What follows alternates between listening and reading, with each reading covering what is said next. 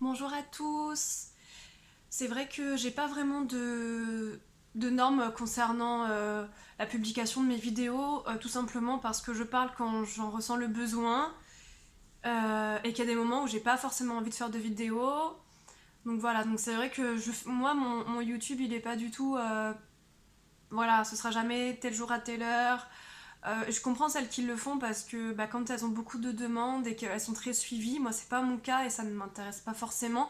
Je préfère qu'il y ait peu de gens qui me suivent et qui ont de l'intérêt à suivre ce que je raconte par rapport au deuil périnatal plutôt que de faire des vues et voilà. Donc voilà, après si ça m'arrive un jour, bah oui, peut-être que je ferai à des heures précises des publications, mais pour l'instant c'est pas... Voilà, je voulais juste vous parler de ça parce que ça m'est venu il y a 2 jours.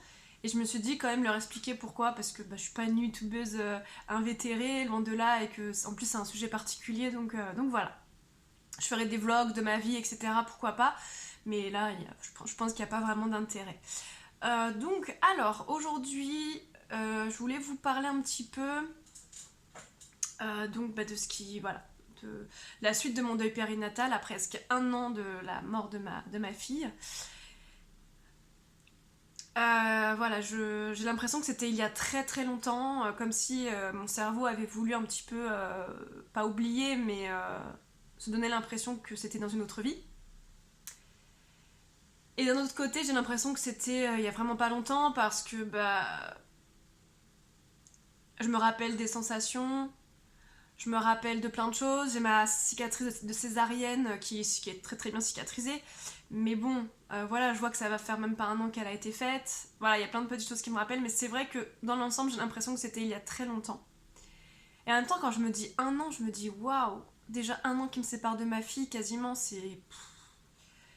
Ça me paraît horrible parce que plus le temps passe, ça je vous l'avais déjà dit, mais plus le temps passe, plus j'ai l'impression que le temps me sépare de ma fille en fait. Donc c'est assez compliqué, mais bon, on va dire que c'est pas la pire période dans laquelle j'ai pu être. Là, ça va, je suis quand même dans une bonne période, plutôt positive. J'essaie vraiment d'avancer, de prendre chaque petite chose de la vie et de les aimer. Voilà. Après, forcément, ce week-end, on a eu un super week-end avec mon chéri, donc forcément, ça a joué, je pense, sur mon moral. Par contre, j'ai été très très malade, donc ça, par contre, ça a été super relou. De la fièvre, rhume grippal, là, c'est en train de descendre dans la gorge, donc bon, je vous raconte pas. Mais bon, bref, dans tous les cas, ce week-end m'a fait beaucoup de bien. On a pu se retrouver en amoureux, on a beaucoup marché, on a bien mangé, on a découvert plein d'endroits très sympas. Franchement, c'était un super week-end. Voilà. C'était un week-end, vous savez, les petites box qu'on nous offre pour les petits voyages, escapades en amoureux, ce genre de choses. Voilà. Et franchement, c'était hyper salvateur, ça m'a fait beaucoup, beaucoup de bien. Concernant l'épisode délicat dont je vous parlais dans ma dernière vidéo, c'est terminé. Alors j'ai toujours des visions des fois qui me viennent qui sont hyper horribles, mais qui sont contrôlables. J'arrive vite à les enlever de mon esprit. Donc ça c'est vachement positif aussi. Excusez-moi, je suis encore un peu malade. Donc ça c'est terminé. Voilà.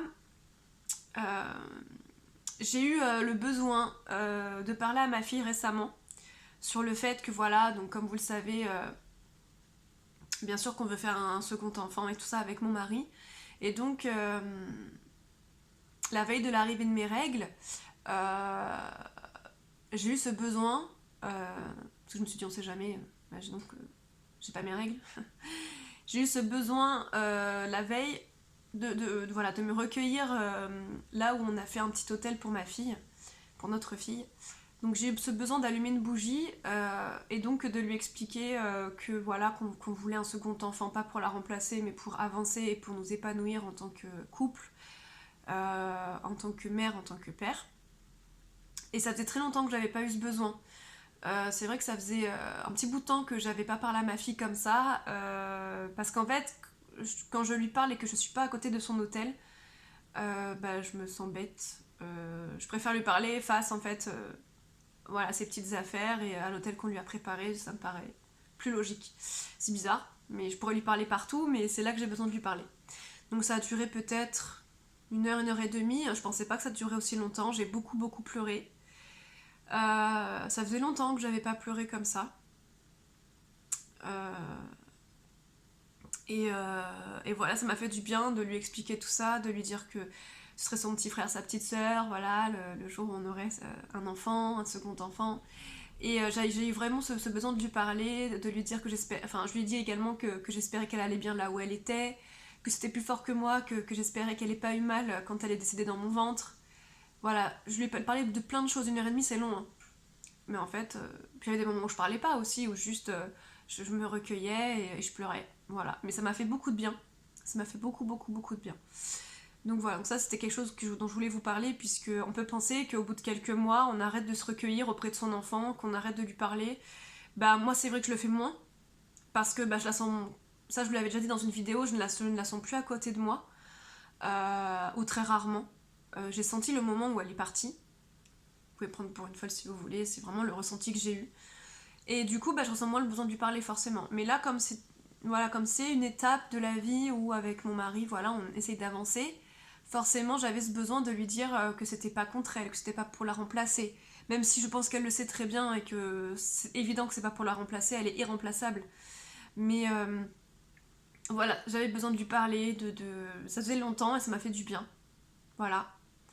Je voulais vous dire aussi que la journée du 25 février, donc journée des 1 an, enfin des 1 an ça ne veut rien dire, journée d'anniversaire de sa naissance et de sa mort. Enfin ouais, c'est bizarre de dire ça, mais bon, vous avez compris. En gros, bah, cette journée-là, j'ai décidé que je ne faisais rien. Si j'ai un gros contrat qui tombe et que je peux pas le décaler, bien sûr que j'irai. Mais je veux dire, voilà, si c'est une journée off et que je dois avoir du monde, des copines, ou que je dois sortir et tout, ou faire du ménage ou j'en sais rien, c'est une journée. J'ai décidé que je ne ferai rien du tout. C'est la journée d'Orlan. C'est un peu mon jour férié à moi. Voilà, voilà, je ne ferai rien, à part si vraiment j'ai un boulot urgent, je ne ferai rien d'autre. Voilà, ce sera vraiment tout le temps libre de cette journée lui est consacré. C'est un besoin, je pense, et puis même c'est lui faire honneur, quoi. Je l'ai pas dans mes bras, c'est au moins voilà, une journée pour elle, et j'espère que ça va bien se passer en tout cas. Pour l'instant, vu l'état d'esprit dans lequel je suis, je pense que ça va très bien se passer. Je pense. Voilà. Sinon avec mon mari ça va très bien, on est très soudés, ça se passe très bien, on est très amoureux, c'est vraiment génial. Heureusement, heureusement qu'il y a ça. Voilà, voilà, je crois que c'est à peu près tout ce que je voulais vous dire. Et voilà, c'est tout ce que je voulais vous dire, je crois. Donc, vous voyez, il y a de moins en moins de choses à raconter au final, hein. C'est vrai que c'est de plus en plus, on va dire, je trouve pas mon mot. C'est de plus en plus aseptisé, mes vidéos, mais parce qu'aussi, bah, le temps a passé, et beaucoup de choses changent, et voilà. Mais bon, même s'il n'y a pas grand chose à dire, je pense que ça peut aider des parents, et moi aussi, ça me fait du bien de parler de ce qui se passe par rapport à ma fille, par rapport à mon deuil périnatal. Vous voyez, là, j'avais pas grand chose à raconter, et pourtant, j'avais ce besoin de vous en parler, j'avais besoin, comme je vous disais, de me voir parler pour pouvoir faire ma propre analyse et ma propre psychologue, entre guillemets. Voilà, parce que ça marche comme ça pour moi. Après, je vous avoue que par rapport à une future éventuelle grossesse, peut-être qu'en effet, je retournerai voir quelqu'un. Parce que je veux vraiment vivre cette future grossesse sereinement.